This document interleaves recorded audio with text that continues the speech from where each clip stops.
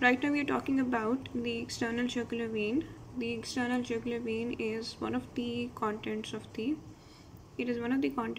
roof of the posterior triangle of the neck, along with its tributary, the posterior external jugular vein. In the roof of the posterior triangle of the neck, you will read about the investing layer of the deep cervical fascia, which is a deep fascia which you need to be able to understand. And you will hear about the muscle, the platysma, and you will hear about the external jugular vein and the posterior external jugular vein. So the video is about the external jugular vein. So over here you can see the formation, you can see the external jugular vein, and you can see the formation over here. This one and this one. This is the posterior division of the retromandibular vein, and this is the posterior auricular vein. The posterior division of the retromandibular vein and the posterior auricular vein, both of them unite to form the external jugular vein, right? By the union of the posterior auricular and the posterior division of the retromandibular vein. So it actually begins within the lower part of the parotid gland, right?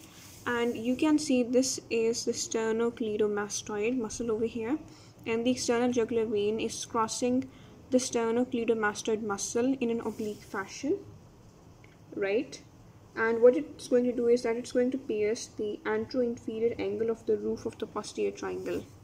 For you to be able to So you need to understand that the roof of the posterior triangle is actually formed by the investing layer of the deep cervical fascia, and this part here is the roof between the posterior border of the sternocleidomastoid and the anterior border of the trapezius and the clavicle over here.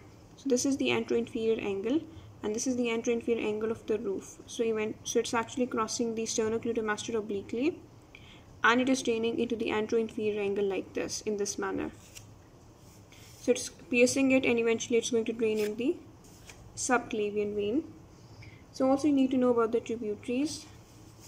The tributaries include the posterior external jugular vein, which is also a content of the roof of the triangle, the anterior jugular vein, the transverse cervical vein, and the suprascapular vein. So these are the tributaries. We also have an oblique vein, not over here actually. We also have an oblique vein over here which connects the external jugular vein to the internal jugular vein. So that's it for the contents.